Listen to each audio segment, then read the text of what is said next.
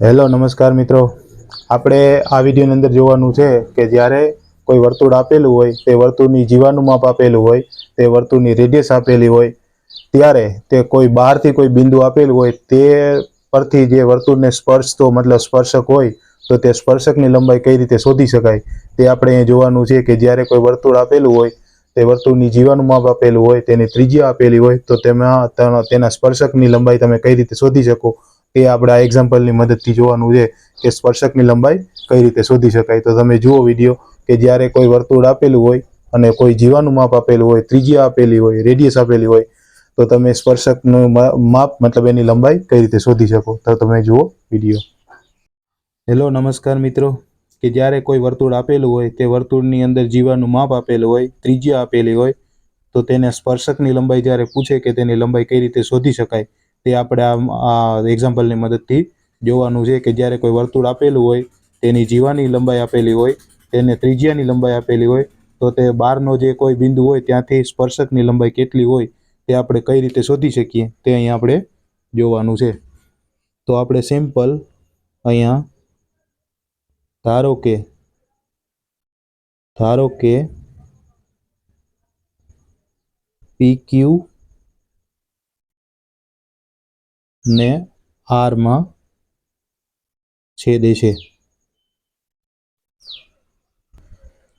આપણે લીધું કે PQ ને R માં છેદે છે OT, બરોબર। સિમ્પલ આ OT જે છે તેની આ એક બાજુ તે આ મતલબ PQ છે તેને R બિંદુમાં અહીંયા છેદે છે। આપણે સિમ્પલ અહીંયા ધારી લીધું છે, બરોબર છે કે આપણે કેમ કે આ TPની લંબાઈ જોઈએ છે એટલે આપણે સિમ્પલ એને અહીંયા ધારી લીધું R બિંદુ માટે।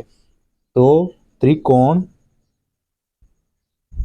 TPQ સમદ્વિબાજુ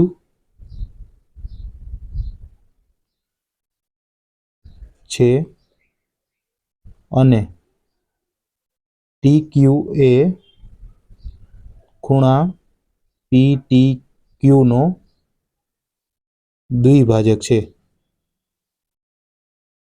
સિમ્પલ આ થાય TPQ સમદ્વિબાજુ ત્રિકોણ છે કેમ કે બે બાજુ સરખી છે એની, અને TQ છે તે ખૂણા PTQ નો દ્વિભાજક છે। આપણે એ સિમ્પલ અહીંયા લઈ શકીએ એ રીતે।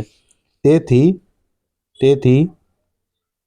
OT લંબ છે PQ ને અને OT એ PQ ને દુભાગે છે। તેથી PR is equal two RQ is equal two 4 centimetre. કેમ કે આપણે અહીંયા જે માપ આપેલું છે 4 સેન્ટીમીટર એ PR બરાબર RQ નું માપ થશે કેમ કે એને દુભાગે છે એટલા માટે। તો તેમજ OR is equal two under route OP square, કેમ કે આપણે OR ની વેલ્યુ જોઈએ છે અહીંયા, તો આપણે સિમ્પલ કાટકોણ ત્રિકોણની મદદથી પાયથાગોરસ પ્રમેયની મદદથી આપણે એની માપ મેળવશું। OP વર્ગ માઇનસ PR વર્ગ, તો OR is equal two 5 square minus 4 square centimetre. તો OR ની વેલ્યુ થશે 25 નો વર્ગ માઇનસ 16 નો વર્ગ મતલબ 25 માઇનસ 16 મતલબ 9, 9 નું આપણે સ્ક્વેર રૂટ કાઢીએ તો 3 સેન્ટીમીટર। સિમ્પલ આપણે OR ની વેલ્યુ અહીંયા મળી ગઈ। આપણે અહીંયા OR ની વેલ્યુ મળી ગઈ છે। હવે ખૂણો TPR પ્લસ ખૂણો RPO is equal two 90 degree થાય, બરાબર ખૂણો PTR મતલબ આ TPR પ્લસ ખૂણો PTR, આ TPR અને અહીંયા PTR, તો અહીંયા શું થશે ખૂણો RPO ઇઝ ઇક્વલ ટુ ખૂણો PTR છે, બરોબર છે। તેથી ખૂ સમરૂપતા હોવાથી, કેમ કે ખૂણો ખૂણો સમરૂપતા હોવાથી કે આરપીઓ અને પીટીઆર બે ખૂણા સરખા હોવાથી ખૂખું સમરૂપતા છે. કાટકોણ ત્રિકોણ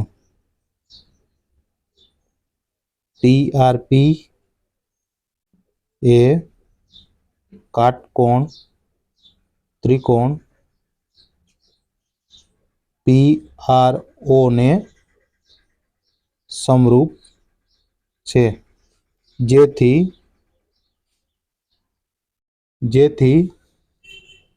TP upon PO is equal to RP upon RO, કેમ કે ખૂખું સમરૂપતા છે એટલા માટે.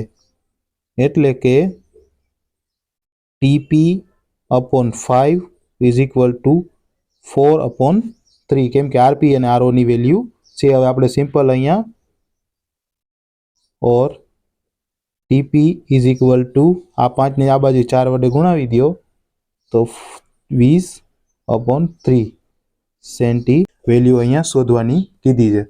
તો સિમ્પલ તમે આ રીતે જ્યારે કોઈ વર્તુળ આપેલું હોય, તેની જીવાનું માપ આપેલું હોય અને તેની રેડિયસ આપેલી હોય, મતલબ ત્રિજ્યા આપેલી હોય, તો તેની સ્પર્શકની લંબાઈ આપણે કઈ રીતે શોધીએ તે આપણે અહીંયા સિમ્પલ જોયું કે કઈ રીતે એની સ્પર્શકની લંબાઈ શોધી શકાય.